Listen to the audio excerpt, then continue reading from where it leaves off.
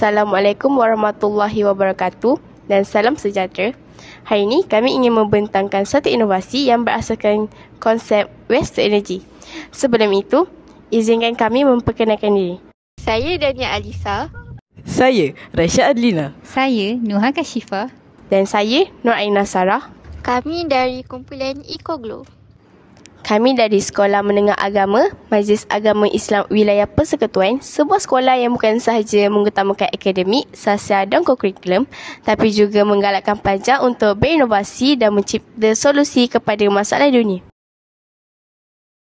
Kita semua tahu bahawa pencemaran plastik dan minyak masak terpakai adalah antara masalah alam sekitar yang semakin membimbangkan. Plastik mengambil masa sehingga 500 tahun untuk terurai. Minyak masak terpakai mencemarkan air dan menyumbat saliran. Tanpa pengurusan yang betul, sisa ini akan terus merosakkan ekosistem kita.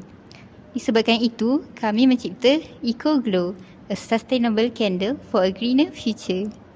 Jadi, apa itu EcoGlow? EcoGlow ialah lilin bersara alam yang dihasilkan dengan mengitar semula plastik dan minyak masak terbuang.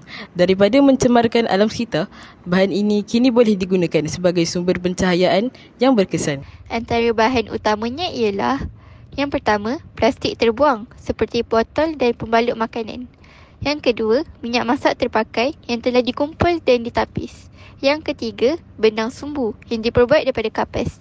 Dan akhir sekali, acuan seperti tin kecil atau cawan terpakai. Berikut merupakan kos bagi produk kami. Ini merupakan gambaran awal produk EcoGlow yang telah kami hasilkan dalam bentuk lakaran. Lakaran ini menunjukkan struktur asas lilin termasuk badan yang diperbuat daripada plastik terpakai yang dicairkan bersama minyak masak. Tali yang digunakan sebagai sumbu pula dibeli daripada Mr. DIY kerana ia mudah didapati dan sesuai untuk pembakaran. Bagi acuan, kami menggunakan bahan terbuang seperti kotak cardboard bagi mengekalkan konsep mesra alam. Kenapa EcoGlow berbaloi untuk direalisasikan? Sebab ia membawa banyak manfaat. Yang pertama, menyelamatkan alam sekitar, mengurangkan pencemaran plastik dan minyak terbuang. Seterusnya, kos rendah dan mesra dompet, menggunakan bahan kita semula lebih murah dari lilin biasa. Yang ketiga, mudah dibuat dan boleh dikembangkan. Boleh dihasilkan secara DIY atau secara komersial. Seterusnya, sumber tenaga alternatif sesuai digunakan ketika kecemasan atau kawasan tanpa elektrik. Akhir sekali, mendidik masyarakat, meningkatkan kesedaran tentang kita semula dan inovasi lestari. Kesimpulannya, EcoGlow membuktikan bahawa inovasi kecil boleh membawa perubahan yang besar. Dengan menukar sisa kepada tenaga, kita boleh mencipta dunia lebih lestari dan bersih.